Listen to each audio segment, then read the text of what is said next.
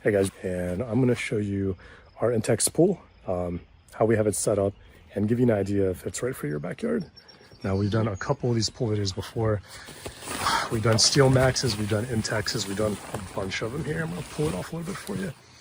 But it takes, one person can set this bad boy up here roughly in, well, let's say 20-30 minutes. They come with the piping here. You set up your frame first, and then after you set up your frame, you go and you start setting the legs up one by one and put them on the ground. Simple as that. So top frame goes into the pool, and then the legs go on second onto the ground. Then it comes with your pipes here for your your filter pump, essentially. Instructions are pretty clear, but what happens is pipe goes over top the little nodules that stick out, and then you use one of these bad boys to kind of keep it taut. And you'll see that for all of these. Pipe goes on the connector, and the little thing there keeps it taut. Pipe goes on the connector, keep it taut. You get the idea, pretty simple. Now, what we did with setting up ours is we cleared the grass, and then we put a layer of, you can see in there, sand. And we use paver sand. It's not recommended to use paver sand because the paver sand has little like pieces of glass and stone shredded real fine. So technically it could puncture your pool, but the reason we used it was because it was way cheaper option than paying $8 a bag for regular sand. And then we bought this little guy right here.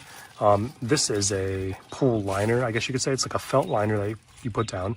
It will kill all the grass and all the weeds and keep everything from coming up around your pool and being all gross, all the little buggies and everything. And if you're using cheap paver sand like we did, then spend like 20 bucks for the liner or whatever. It's just really nice. It helps keep things level out and keeps your pool from getting punctured from any potential rocks or anything like that. So if you have an INTEX pool, like the 10 foot or even up to the 15 foots, you don't need to do anything crazy, man. Like I've seen people just put them straight on the grass even, but put down some paver sand, put down a little liner, and then get yourself set up here and get it going.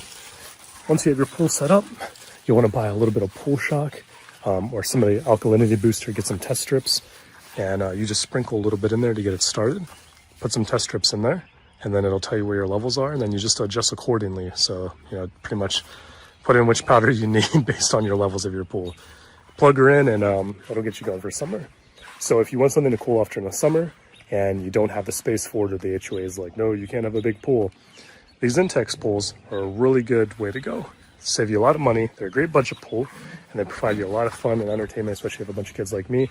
And it takes one person can set it up in 20 to 30 minutes. But if you follow those tips there and do what I told you, you shouldn't have any issues the whole summer. So best of luck, and hopefully this helped you. Thanks.